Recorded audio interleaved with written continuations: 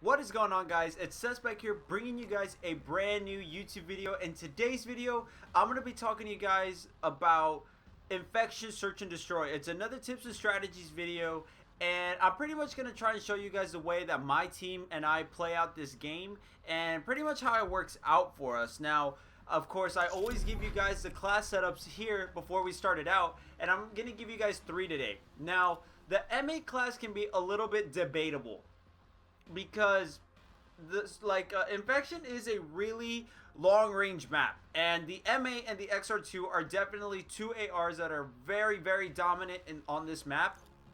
And of course, everyone can either run, the reflex sight, or they can run the elo sight. It doesn't really matter. It's up to your personal preference. And of course, you got quick draw, so you can aim faster. That's always good. You have long barrel, because on ARs the range is actually doubled ×2 with a long barrel, and rapid fire, because, well, basically a lot of guns here on this game, they're better with rapid fire. Now, I do have a stun or a concussion on this class also, mainly because whenever you go to B, that's a very popular spot to hit on this map whenever you're planning. So I recommend the concussion in order for you to throw it out, and that way you can get word on it, to see if the enemies are headed that way. You and your partners can go ahead and communicate whether you want to hit it mid, you want to go still through B. It's all up to you guys. Now, usually I wouldn't add a first perk or a concussion, so that way I can have blast suppressor and dead silence put on. But I have overclock because, as you guys know, it's harder, or it takes longer for the specialist to charge up in search and destroy, and your abilities are very crucial in this game mode. If anything, you get it once, if you're lucky, twice. So overclock definitely does cut down the time for you to use it, use your specialist more often. Now, here I have the Vesper with the quick draw, grip, and the extended mag. Even though this is a really long range map, that doesn't mean you can't have any subs, because A and B are both very packed bomb sites. So there is that. Overclock again, so you can get your specialist faster. And in this class, that's it. I'm not running an optic, and I'm not running any tactical. So I'm able to run blast suppressor and dead silence on this class. And of course I have the VMP, which is a little bit of a mix of both, because I don't have a third attachment, and I don't have an optic either. So I do have a secondary. You guys could take that off for an extra tactical or for an optic. It's up to you guys, but it's the VMP with quick draw and grip, and of course the overclock, and you got the good blast suppressor and dead silence. Now, depending on your role, the role that I play is pretty much like a sub that posts up close to the map. So a specialist that I would pick would be overdrive. Not so much so I can rush the spawn or nothing, but mainly so I can get set up in those choke points and those crucial points that you need map control on quickest. And that way, your team can take advantage of that time and get that one round that you need, either to be ahead of the game or for you guys to win the map. The score streaks are CXD, HCXD for some of you people. This is just a really overall good score streak to have in Search and Destroy. Even the pros use it. I know that it can get destroyed very easily, but its explosive radius is pretty good. The only way you can't get a kill is if you're too far away, if they shoot it down, or if they have flak jacket. But a lot of the times you should get it. Now, the lightning strike, the reason I have that one is because you can actually pull out the little iPad that they pull out whenever you want to go ahead and use it, and you can actually use that to ping the enemies to check to see where they're going. It's only once, but that once is all you need to know where their push is going. And of course the Hellstorm, because it's just an extra one. You guys can put on a Hardened Sentry or Guardian, but remember, these are only going to last a round, so it's not all that big a deal.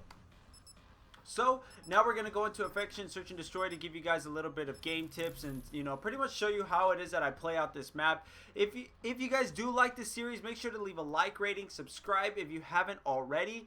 And yeah, this is pretty much it. Now, when going into this map, B, like I said, is a very popular bomb spot to go to, just as Breach is. However, that doesn't mean A is a bomb site you want to ignore, because A is definitely a bomb site that can easily throw off the enemies like pretty much really quickly, because they'll be like, oh, I'm making a B push, but all of a sudden I made an A push, and they've been seeing you go B this entire time. It's just a matter of where you want to go ahead and take it, and you throwing them off completely. Now, as you guys know, they are taking the G slide out. I already know that, but just for the sake of this, I can go ahead and do it. Now, whenever you do come over here at B, you could have one guy set up top rock. The only issue with this is that you could potentially already have someone waiting behind this piece of cover with a sniper or an AR. Same thing here. You could have a sniper and you could have an AR. I just didn't put it on because I don't use it personally. Or someone can go ahead and be set up behind this rock already. But they're taking out the G-slide, so I doubt it unless they have overdrive. But you want to be careful with spots right here and right there because they could post up there. So you want to go ahead and get some good cover over here while, you know, you have one of your supports that's supporting you. Check out the bottom. Make sure there's no one coming. Or for the trade, either one. And then, of course, your bomb planner, and you can go ahead and be coming this way. Check your mid-map. Don't just go in for it. More than anything, what you want to do whenever, well, I don't know if it's by coincidence or it happens, but whenever we do push up this way, you know, on the front of this cover, and we pick one off and we get first blood, chances are the enemies that are mid-map are gonna probably rotate back around, so that should give you some space. And the concussion, of course, is whether you're up on top rock or you're over here and you want to check to see if there's someone over there or mid-map. Just throw the stun, and if you get the hit marker, you already know they're there, so that works to your advantage. Now, one good place to set up the bomb would be, you know, right here, or you can try and get a little bit creative. You can post it right here, and the way to do it is like you are a little bit more open on this end, but you know, you could hover a little bit. You don't even have to hover, you could just check it right there. But one thing I saw my teammate Carlos do is that he actually set it up in like that position right there, and he was just hovering up and down to make sure, you know, that was going on.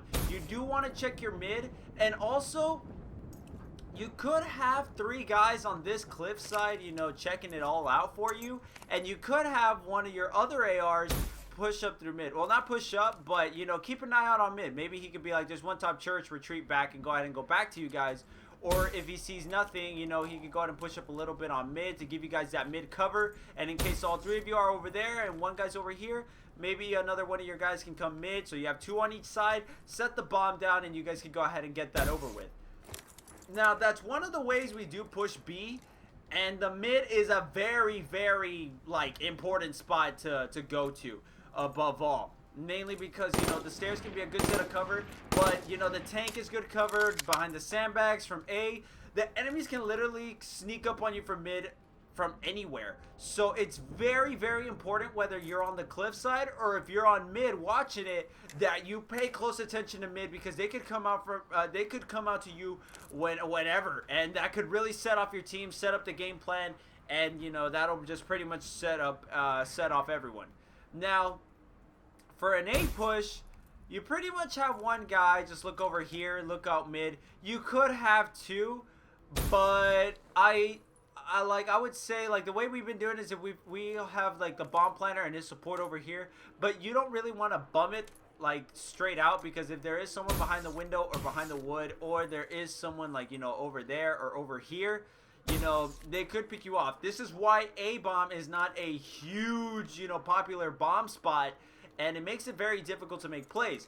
But whenever you do catch them off guard, it becomes a hell of a real good bomb spot to defend, because all you got to do is either head glitch, stay in the corner and watch these 2 areas, or just watch the mid from right here and have another one watch over here. Now, I understand not all your teammates will stay alive throughout this time, but, you know, you can easily adapt to the situation. And pretty much it'll be like this. If you do have like 2 guys mid and your other 2, your bomb planner to support, are waiting in that little room, you guys can go ahead and post up a little bit here. The enemy team should, like, they shouldn't be up on B bomb, so you shouldn't worry about them right here, because they are defending. They're not supposed to push you, but, you know, one guy can watch mid map and check the church, check behind the tank. And, you know, and his other guy can go ahead and watch the B bomb spot. Don't peek out too much, or just kind of like lightly look and look away, mainly because you don't want to give them the idea that you are pushing B, and, you know, that could end up getting your teammate killed and all that stuff. And if you do successfully put the bomb down on A, like I said, you have a lot of lines of cover here. You have one over there. Also, your guy could be watching the bomb from over here. My G slides off, and like I said, you can have someone watching from this point of cover, watching the cabin, another one in this corner. And, like, Stronghold, it can be a tricky map at times, I'm not gonna lie, but it's something definitely that you can easily adapt to. That's what I really like about this map. You can easily adapt to it with your teammates, And you know, it's very straightforward. Either you guys are gonna hit B or A, which majority of the times you are expecting to hit B, and it all like any search and destroy. But with this specific map, it really just comes down to your gunfights and how well your teammates play it out, how well you play off the trades. Because this map really does play out the trades really, you know, very importantly. And like I said, if you guys do have, you know, overdrive, you could come over here up on this cliff to set up quicker. You could post up a little bit higher on the mid if that's the case. And yeah, that's pretty much the strategies that my teammates and I use. In case you have any questions, just let me know in the comment section below. I'll be more than happy to answer you guys. But if that's all, if that pretty much wraps up the video, make sure to leave a like, rating, and subscribe if you haven't already. I'll be having a lot more of these coming out. Like I said, I have a broken foot, so I'll be spending a lot of time, you know, doing these videos and such. So thank you guys so much for watching. Hopefully you guys did enjoy and you guys did learn something. And I'll pretty much see you guys later.